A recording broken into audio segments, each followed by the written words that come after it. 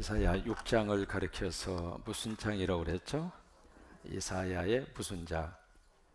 소명장. 이 소명이라고 하는 말을 이제 다른 말로 말하면 사명이라고 그렇게 표현을 해도 뜻이 통합니다. 이사야가 소명을 받았고 이사야가 사명을 받습니다. 근데 이제 1절에서 4절까지는 뭐냐면 이사야가 지금 뭘 보느냐면 영광스러운 하나님의 모습을 봅니다. 영광스러운 어떤 모습? 하나님의 모습을 보는데 이 모습을 이사야가 어디서 보게 되느냐면 성전에서 보는 거예요. 그러니까 성전에 와서 우리가 봐야 할 것은 하나님의 영광스러운 모습이에요.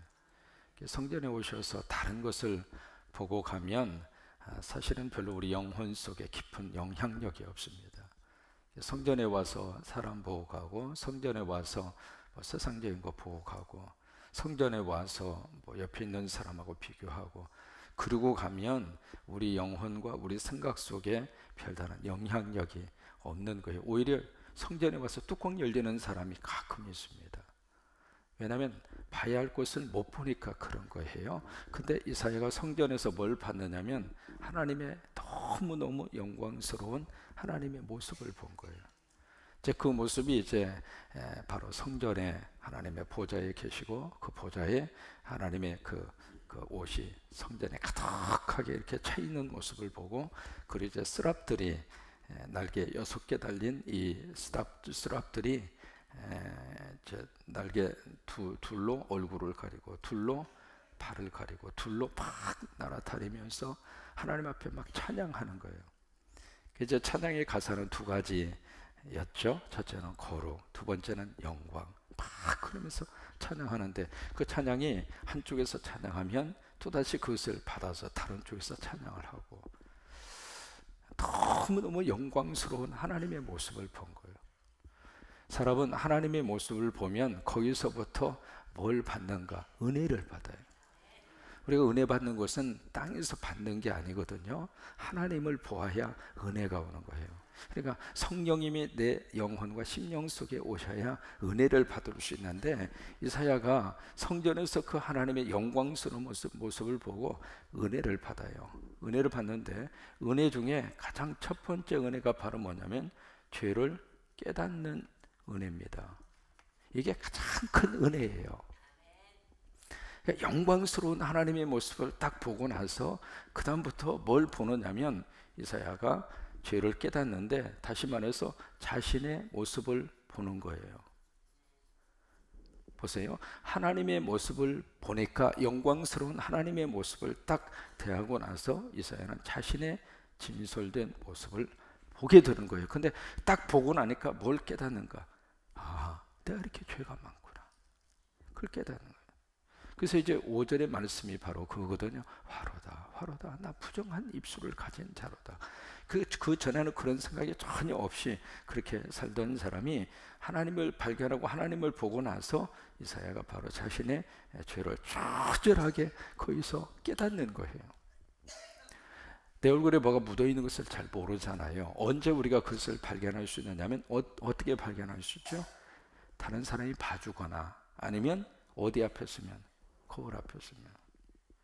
그러기 전에는 여기에 고춧가루 묻었는지 안 묻었는지 몰라요. 그래서 본인은 막 희덕거리고 막 웃으면서 이야기를 막 해요. 나중에 거울을 보니까 고춧가루가 정통으로 박혀져 있네. 자신의 눈에는 잘 안 보이거든요. 그런데 제대로 어느 한 대상을 보아야 자신의 모습이 투영이 돼서 내 모습을 정직하게 볼 수 있는 것처럼, 사람은 다른 것을 만나서 우리가 정직한 모습을 볼 수 있는 기회가 많지가 않습니다. 하나님을 봐야 돼요. 하나님이라고 하는 거룩한 존재의 거울 앞에 내가 딱 서야 내가 얼마나 하나님 앞에서 죄악된 존재인가, 그걸 뼈저리게 느끼는 거예요. 베드로라고는 하는 그 예수님의 부름받은 제자가 있잖아요. 밤이 새도록 고기를 잡습니다. 근데 밤새도록 고기를 잡았는데 한 마리도 못 잡았잖아요. 새벽녘에 주님이 오셔서 그 배를 빌려서 말씀을 증거하신 후에, 지금으로 말하면 뭐 새벽 기도나 마찬가지겠죠. 그러고 나서 하시는 말씀이 깊은 데로 가서 그물을 내려 고기를 잡으라. 그것은 예수님이 우리 인생 속에 고기로 채워지기를 원하시는 주님의 모습이에요. 빈배로 우리 인생 끝나는 것을 주님은 원하지 않습니다. 채워지기를 원하시는 거예요. 그래서 깊은 데로 가서 그물을 내려 고기를 잡으라, 그거예요. 그래서 이제 우리가 밤이 맞도록 수고해서 애를 썼지만 한 마리도 잡은 것이 없습니다. 그러나 말씀에 의지하여, 말씀에 의지하여, 말씀에 의지하여. 그래요. 우리 행동의 기초는 말씀이에요. 경험도 아니고 생각도 아니고 판단도 아닙니다.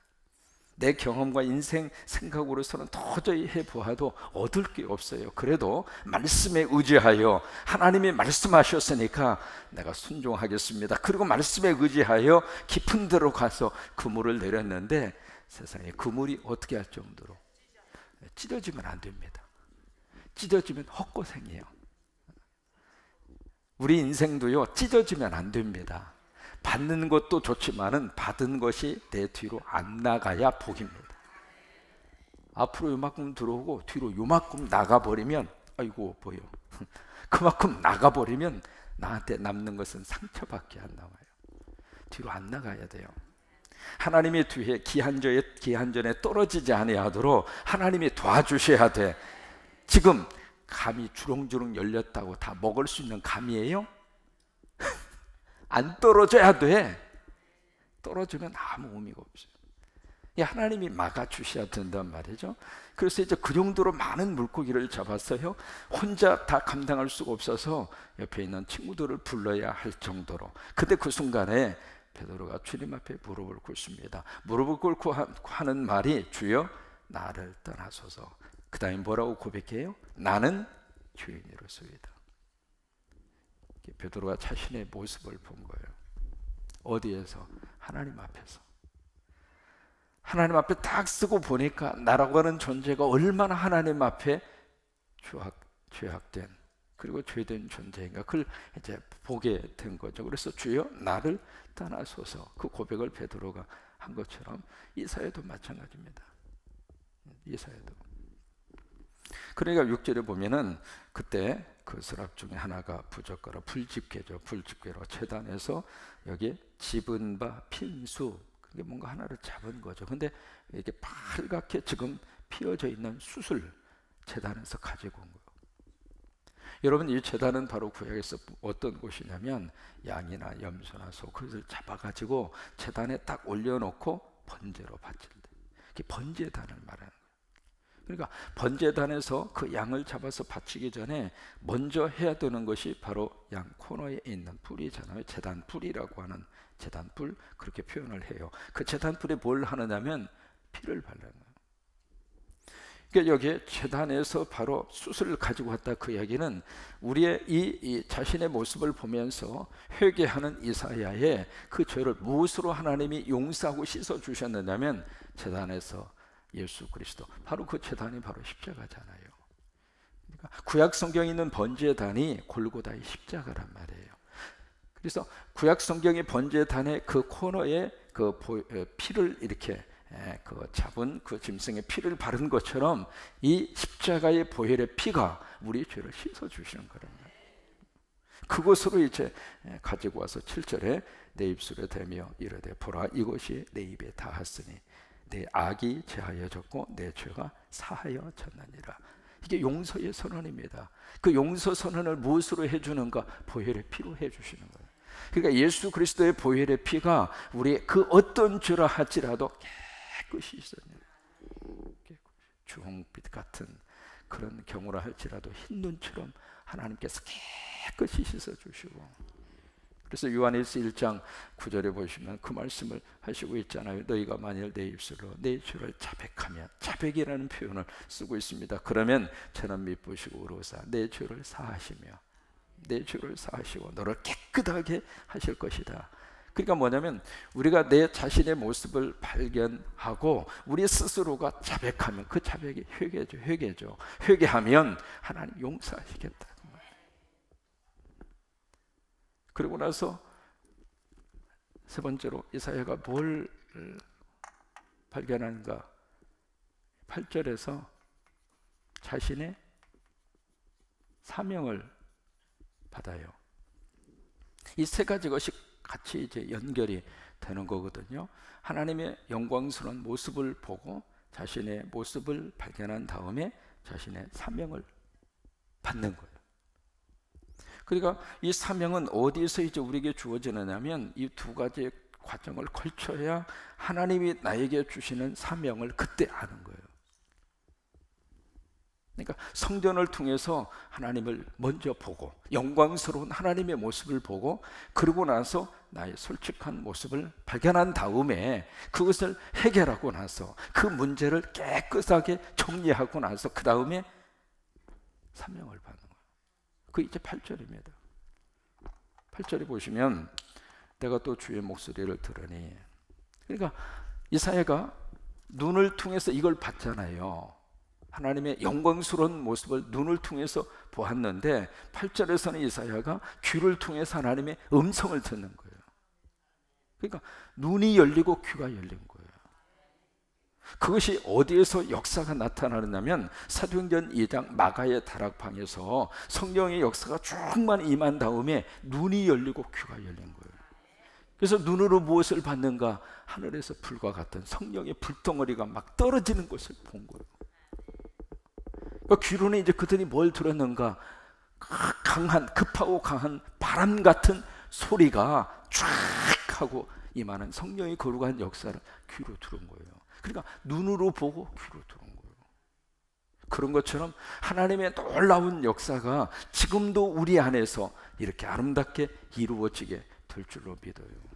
그래서 이제 귀로 이제 들어요. 듣는 내용이 8절입니다. 내가 또 주의 목소리를 들으니 주께서 이르시되 내가 누구를 보내며 누가 우리를 위하여 갈고 하시니 그때에 내가 이르되, 같이 한번 읽어요. 내가 여기 있나이다. 거기 잘 읽으셔야 돼요. 내가 여기 있나이다. 누구 보내주세요. 그거 아니에요. 누가 가요?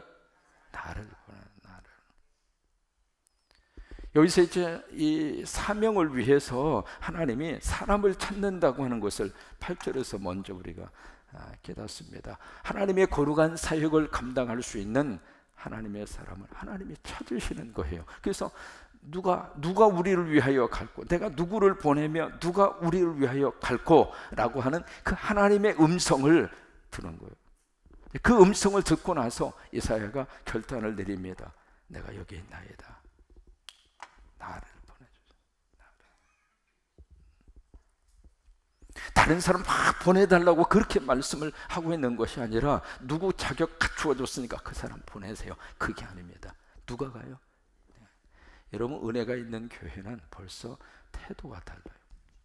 은혜가 떨어지고 조금 이렇게 영성이 좀 약한 교회에 가면 자꾸 왜 누구 안 했느냐고, 누구 이거 해야 되는데 안 해요. 자꾸 지적만 해요. 근데 은혜가 있고 성령이 충만한 교회에 가면은 어떤 자세냐면 제가 하겠습니다. 제가 하겠습니다. 같이 한번 해보세요. 제가 하겠습니다. 크게 제가 하겠습니다. 자기는 가만히 있고 자꾸 남 시키려고. 그거 아니에요.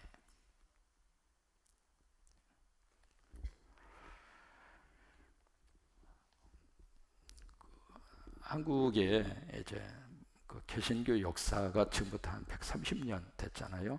1886년 4월 10일 부활주일 새벽에 인천 항을 통해서 장로교하고 감리교 언더우드하고 그다음에 아펜셀러, 그분들이 이제 인천을 통해서 한국으로 개신교 선교사님이 첫 발걸음을 내딛게 됩니다. 근데 그 중에 이 언더우드라고 하는 이 장로교 선교사님, 미국 장로에서 파송받은 선교사님은 원래 가려고 했던 선교지가 인도입니다. 그래서 인도를 향해 막 선교 파송을 받기 위해서 준비하고 그렇게 훈련을 받고 있는데, 한 번에 이제 커네티컷이라고 하는 거기에 전국 신학생들이 모여서 거기서 뭘 했느냐면 전국 신학생 부흥 집회, 연합 집회를 거기서 하게 된 거예요.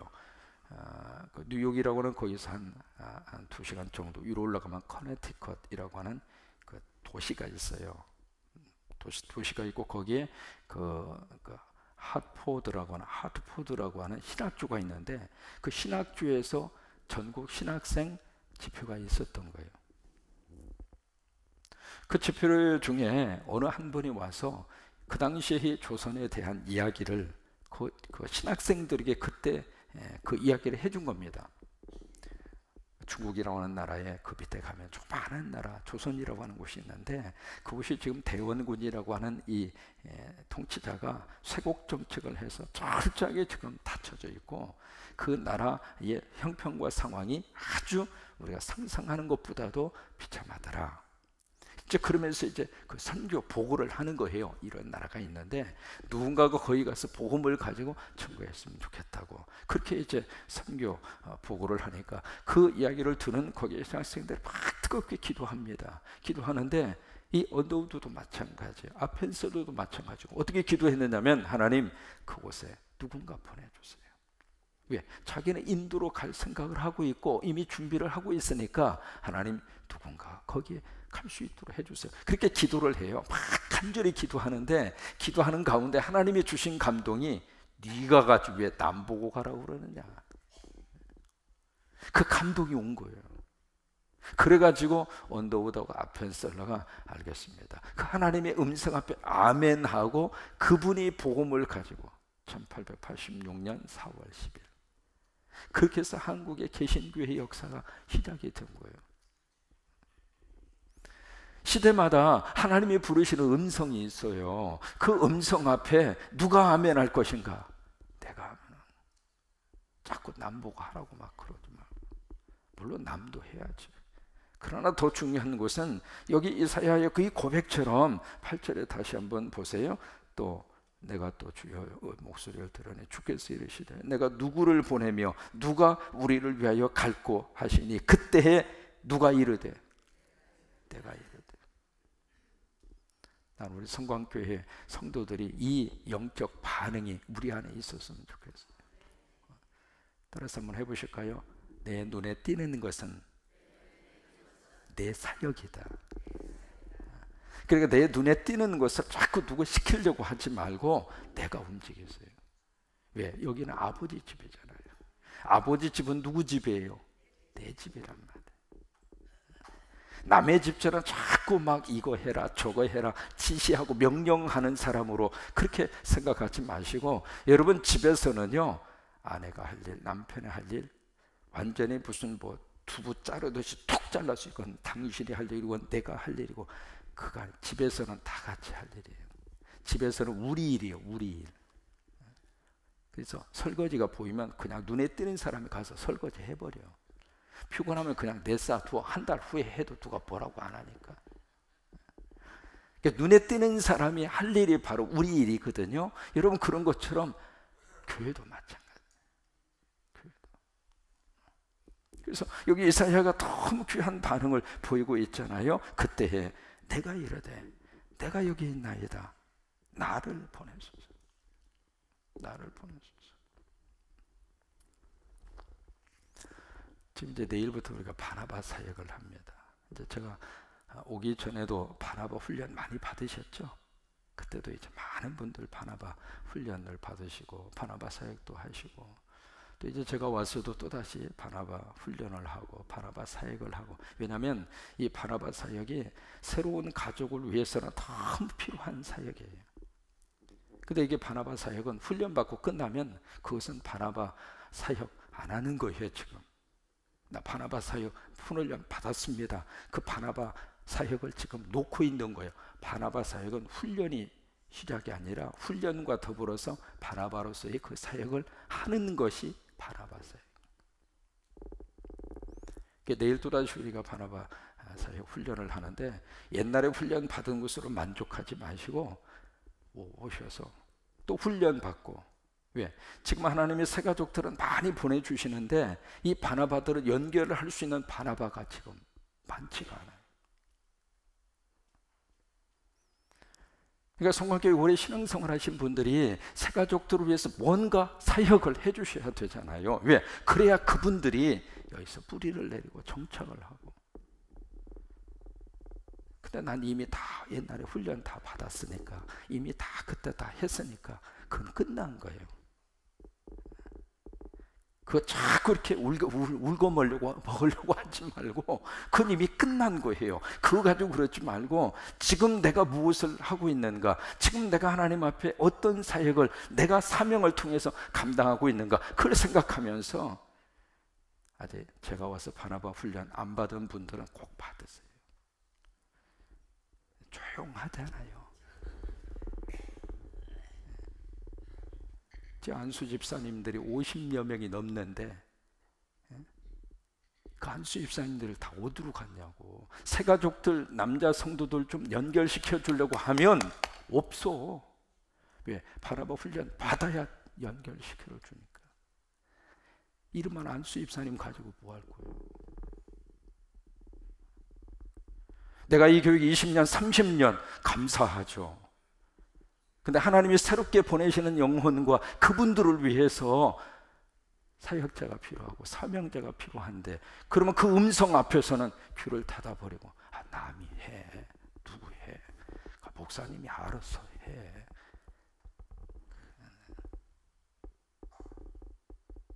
나를 보내서. 그렇게 해서 앞장서서 하나님이 기뻐하는 그 일을 많이 감당할수록 하나님이 우리 안에 큰 은혜를 부어주시고,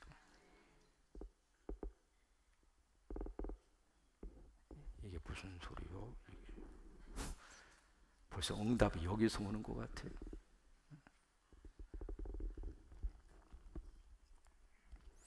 꼭 하세요. 구역장님도 바나바 훈련 받으시고. 구역장님이 지금 몇 명이야? 8절의 음성을 듣는 사람이 많아야, 그래야 하나님의 거룩한 역사가 활발하게 그렇게 이루어지는 거예요. 그러니까 새 가족이 오는 숫자만큼 바나바가 그만큼 필요한 거예요. 금년에만 하더라도 새 가족 하나님이 몇 명 보내셨어요? 금년에 몇 명이나 돼요? 그럼 바나바가 그만큼 필요한 거 아니에요? 우리 교회 바나바가 몇 명이냐고. 그러니까 다른 사역 열심히 우리들이 하고 있습니다. 그것도 감사해요. 그것도 열심히 우리가 감당을 해야죠. 또 하나, 새로 오시는 가족 한 사람 한 사람 내가 그분들을 위해서 잘 돌봐드리고. 이게 왜 그래요? 어디서 이렇게 소리가 자그닥. 그분들을 잘 섬기고, 이 바나바가 딱 되면은요, 그분이 우리 교회 정착할 때까지 전화해드리고 또 신경 써드리고, 그 사역을 해야 그분이 성관교회 오셔서 잘 정착을 하고. 이게요, 목회자 혼자서 감당하고 할 수 있는 인원이 한정돼 있어요. 다 못한단 말이에요.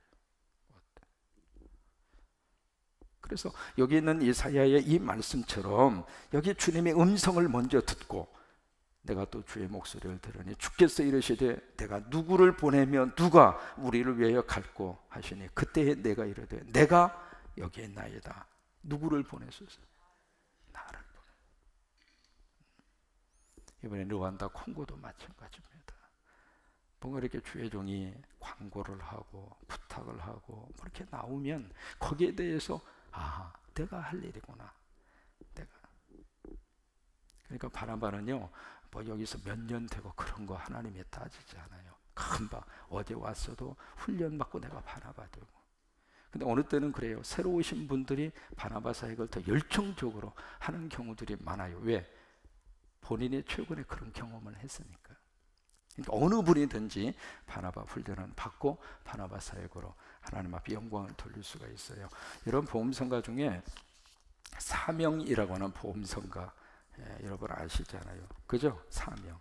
주님이 홀로 가신 그 길 나도 따라가오. 모든 물과 피로 흘리신 그 길을 나도 가오. 이 사명이라고 하는 보험성가.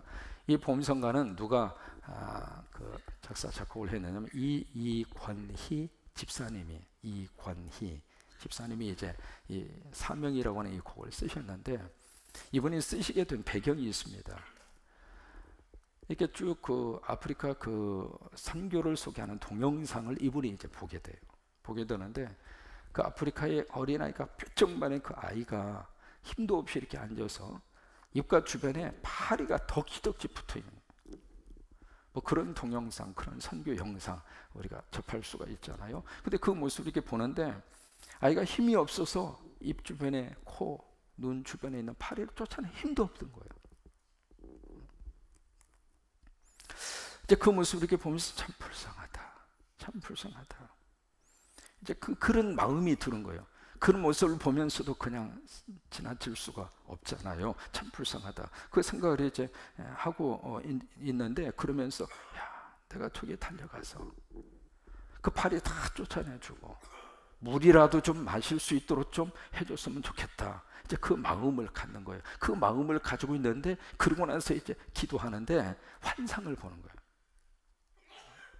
무슨 환상을 보느냐면, 이제 하늘에 아주 눈부시게 흰 옷을 입은 아버지가 이 땅을 이렇게 보면서 그 아버지를 모르고 죽어가는 불쌍한 사람들을 위해서 막 가슴 아파하는 그런 하나님 아버지의 모습이 보이고, 그래서 바로 그 다음에 아들 예수님이 그 하나님 아버지에게 막 부탁해 하는 그런 장면, 그런 환상이에요. 환상 가운데 아들 예수님이 아버지 하나님에게 막 부탁을 하는 거예요. 아버지, 내가 험한 산도 좋고 그리고 바다 끝도 괜찮으니까 나를 좀 보내달라고.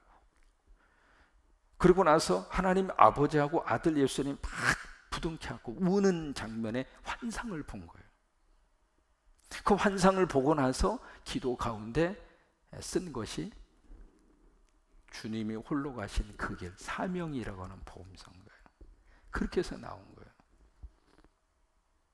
그래서 거기에 보면은 험한 산도 나는 괜찮소, 바다 끝이라도 나는 괜찮소, 죽어가는 저들을 위해 나를 버리길 바라오. 아버지, 나를 보내주어 나는 달려가겠죠. 그래요. 이사야의 그 사명처럼 오늘 우리도 이 사명을 다시 한번 깨닫고 이 사명을 다시 한번 붙잡고, 아버지, 나를 보내주세요. 나를 보내주세요. 그 마음으로 이 사명 같이 한번 불렀습니다.